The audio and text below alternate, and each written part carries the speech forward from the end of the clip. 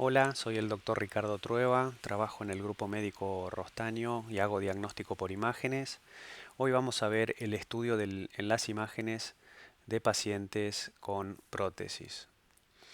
Cuando los pacientes se hacen tomografía o resonancia, completan un formulario de bioseguridad y ahí nos enteramos si el paciente tiene algún elemento metálico en el cuerpo.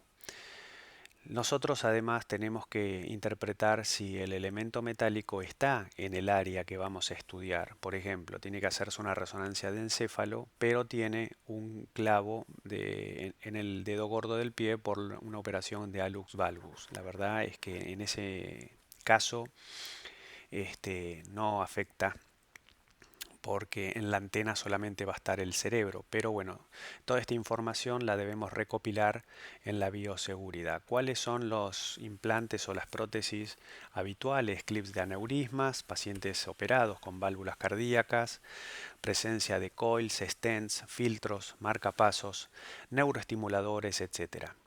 Es muy importante determinar el nombre comercial, el tipo y el número del implante.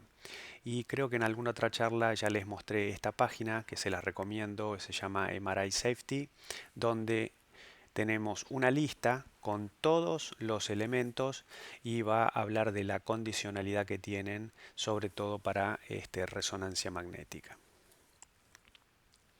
Las propiedades magnéticas de los materiales cambian. Tenemos desde los que menos magnetismo dan, que son los diamagnéticos, como el plomo, el grafito, el cobre. Los que producen algún tipo de magnetismo se llaman paramagnéticos y tenemos al titanio, aluminio y cromo. Y los más magnéticos son los ferromagnéticos, el hierro, el cobalto y el níquel. En este trabajo que les muestro hay algunas premisas que dejan en claro algunos conceptos. Si un elemento metálico no es ferromagnético, puede ir a resonancia de 1.5 Tesla inmediatamente post implantación. Otro concepto es que si el implante posee baja actividad magnética, es necesario esperar entre 6 a 8 semanas post-implantación. Ejemplo, coils, stents o filtros de vena cava. A esto les aclaro que serían para los estudios ambulatorios. Obviamente que si hay algún tipo de urgencia, el estudio se hace. Aquellos implantes que poseen baja actividad magnética pero son fijados firmemente al cuerpo pueden ir a resonancia inmediatamente post-implantación. En cuanto a la radiología, es la primera opción en prótesis e implantes. Es una tecnología de bajo costo y de mucha disponibilidad y nos da una excelente valoración del metal y del hueso adyacente. En este ejemplo se observa la fractura de un tornillo en la prótesis de cadera. En cambio, la tomografía computada, como muestra este ejemplo de una fractura periprotésica en el fémur, da muchísimos artefactos. Es el mismo paciente y fíjense que radiológicamente la fractura se ve muy bien y en tomografía hay unos artefactos que parecen los fuegos artificiales de la imagen de arriba. En tomografía vamos a dar algunos conceptos que van a ayudar a mejorar la visualización. El primero es la composición del metal, tamaño y orientación de corte. En este ejemplo, que es un hueso de una vaca, se puso un tornillo de titanio y uno de acero inoxidable. Y fíjense que cuando se hace el corte sobre el eje corto del implante, vemos que se genera menos artefacto. En este ejemplo lo da menos el titanio que el acero inoxidable. Con respecto al kilovoltaje, vemos que mayor kilovoltaje, 140, contra 80 kilovolts. El mayor kilovoltaje genera menor artefactos tanto en el titanio como en el acero inoxidable como en el ejemplo de 80 kilovolts. Con respecto al amperaje, menor amperaje da mayor artefacto. Mayor miliamperaje, menor artefacto. Con respecto a la colimación, hay que tratar de hacer una colimación la menor posible. En este caso, 0,6 milímetros contra una colimación de 1,2. Y fíjense, con la colimación mayor, el grado de artefacto que existe. Con respecto a la reconstrucción, el kernel que hay que usar ideal es el kernel medio. Un kernel medio da menos artificio, pero obviamente da un poco menos de definición. Pero bueno, obviamente un kernel alto da muchísimo más artefacto. Con respecto al espesor de corte, la realización de cortes finos puede disminuir la presencia de artificios. La reconstrucción con cortes gruesos, combinado muchos cortes finos, disminuye la severidad de artificios y permite una mejor revisión e interpretación de las imágenes.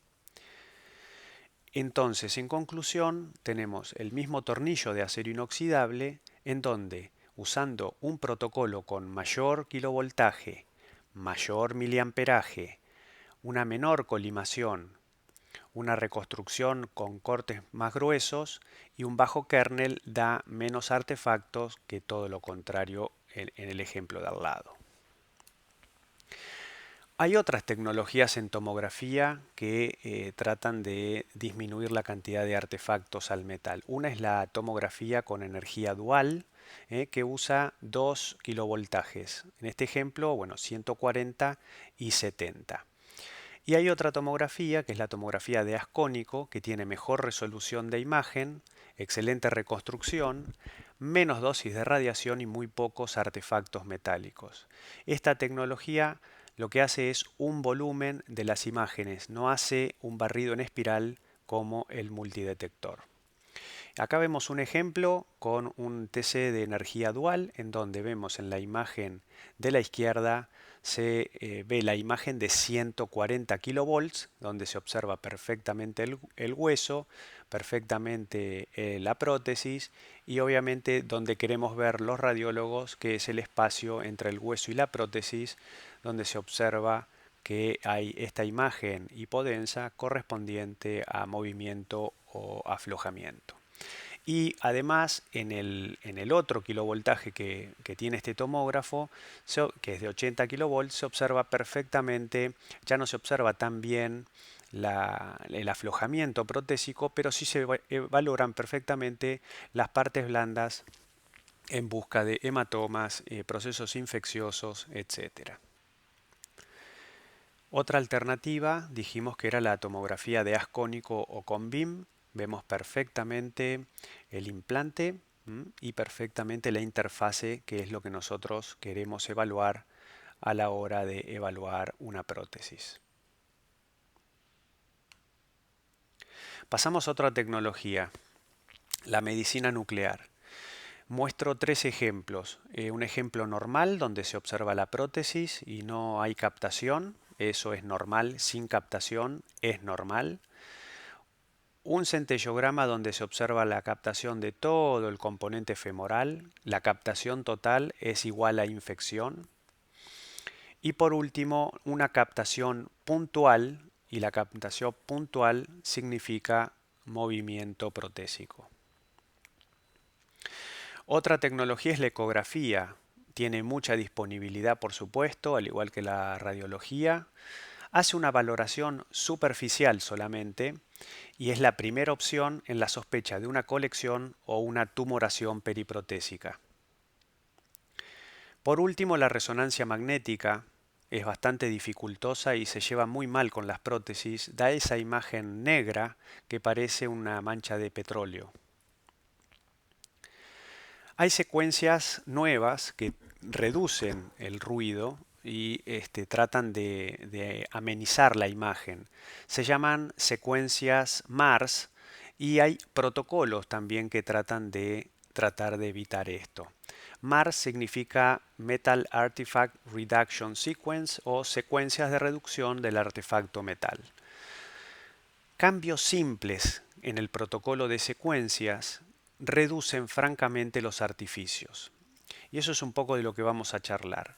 Vamos a tratar de, cuando venga un paciente con prótesis, tratar de usar STIR en vez de saturación grasa, tratar de usar secuencias de spin eco en vez de gradiente de eco, tratar de hacer tiempos de eco cortos, cortes más finos y que haya una buena señal ruido.